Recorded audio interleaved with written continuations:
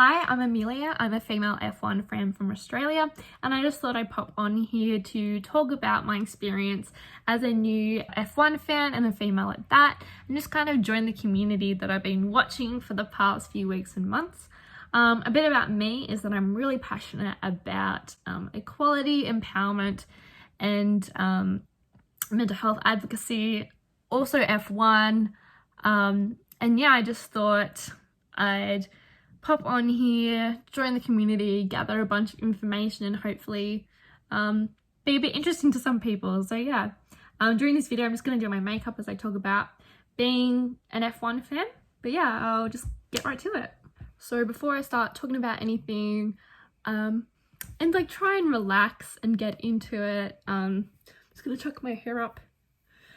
I've just watched it, so that's why I look like a drowned rat. I definitely got this idea from Beth from F series. I thought it was a cool idea to do this because I really kind of want to get into the community. I really enjoy talking about F1 more than I thought I would, and yeah, I'm gonna put the products in the description. I'm not amazing at makeup. It's down there. So as you can probably tell, I'm from Australia. I'm currently a uni student. I'm in my 4th and final year, so just trying to get through the year and then graduate. I work in the health sector in the community. How I got into F1 is probably the most basic and stigmatized version of being a female F1 fan, but essentially I was looking just at videos on YouTube, and this video came up of Daniel Ricciardo and his like top 10 things you can't live without, and I was like, he's like hot and also funny, and I was like, why don't I know who this like Australian is? So yeah, and then I kind of looked him up on YouTube. Obviously, well, he said he was an F1 driver in the video, so I looked him up, looked at a few of his, you know, interviews. That's how I kind of found, you know, videos about F1 drivers. And then I kind of wasn't really looking at F1 videos. I was mostly looking at Daniel Ricciardo videos. But yeah, so that got me interested in kind of that side. And then I was learning more about F1, even though I still didn't really understand it. Then obviously, because I was watching his videos, I kept getting recommended videos from the F1 YouTube channel, and started watching those because it was a lot of radios, so team radios, which is like quite funny. And then obviously, because it was Daniel Ricciardo and I was looking at F1 stuff, I got suggested stuff on YouTube about Lando Norris because Daniel was going to McLaren, and it was part of F1. And I can't exactly remember the first thing I saw about it.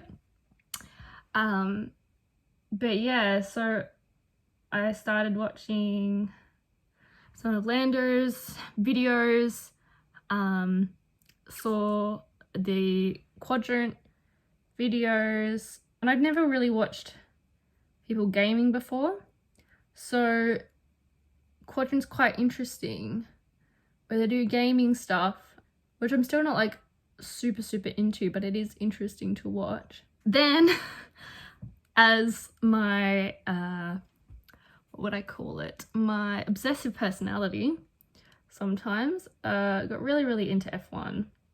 So I was looking at videos about how F1 worked in general, what, you know, the season comprises of, kind of learned about all the drivers, you know, what they do, how the season kind of works. Obviously I knew who Lewis Hamilton was, as I think most people do.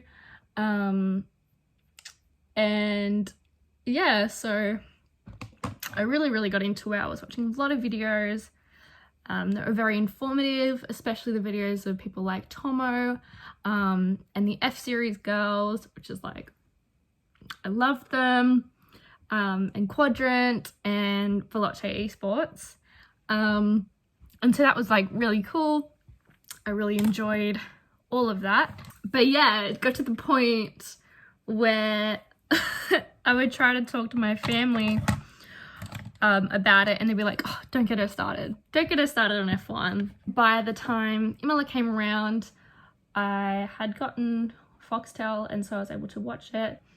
So I knew what was going on. I knew all the drivers. And yeah, it was like basically a period of about 2 or 3 weeks where I really got into it. So I thought, because, you know, I'm a female F1 fan, you know, we cop some flack for being female F1 fans. We get told that we only are in it for how we think the drivers look, and things like that, which is like obviously not, you know, completely true. Like, we can't see their faces most of the time.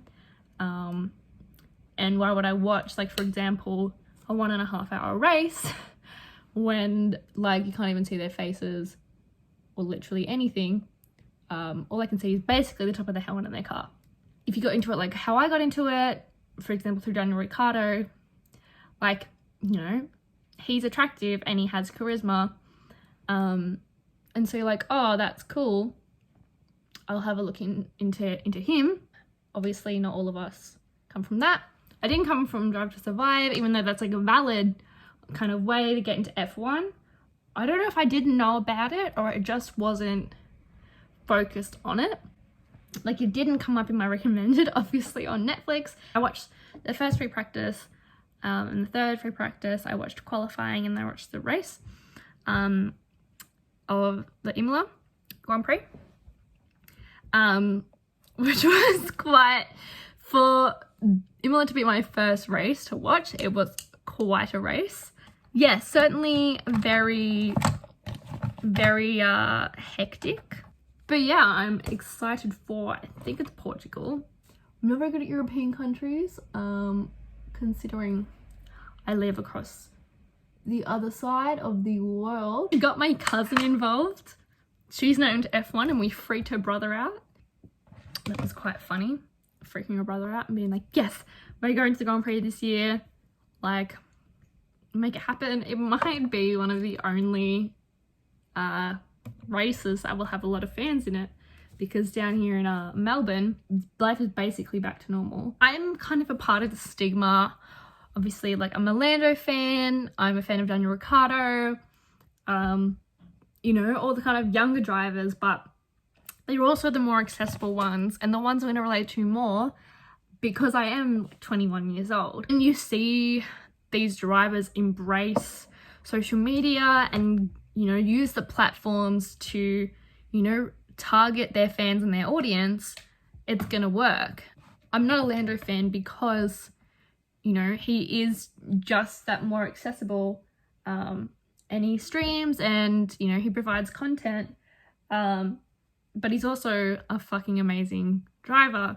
As you can see from the Imola race, I could not watch like 10 minutes of it when Lewis Hamilton and Lando were, you know, fighting for second. I was like, why am I watching a sport that makes me this anxious?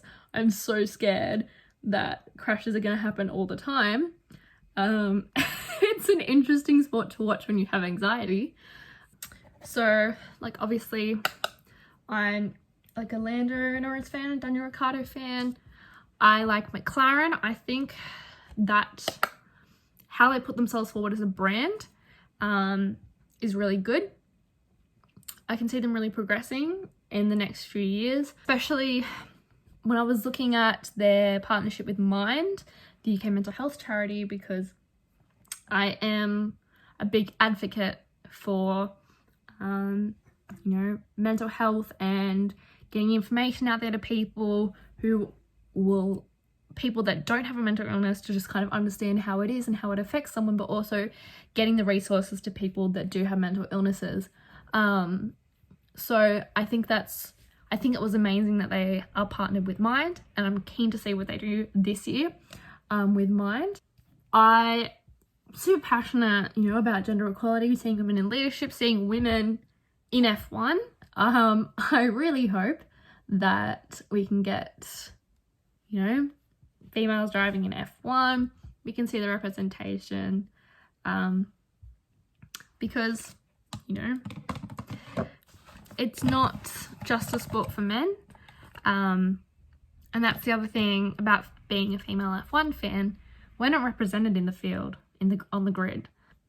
It is cool to see when you can see yourself in, you know, the things that you like. I'm looking forward to that day. I don't know when it will be, because, you know, the world is still a fair way away from gender equality. I still have a lot to learn about, you know, F1. Obviously I want to learn as much as I can, and obviously more of the history. But yeah, I just want to learn as much as I can from others, be part of this community. I think it's a really exciting sport, and I'm so glad I've gotten into it. But yeah, I find this really interesting, and hope to see you all again soon.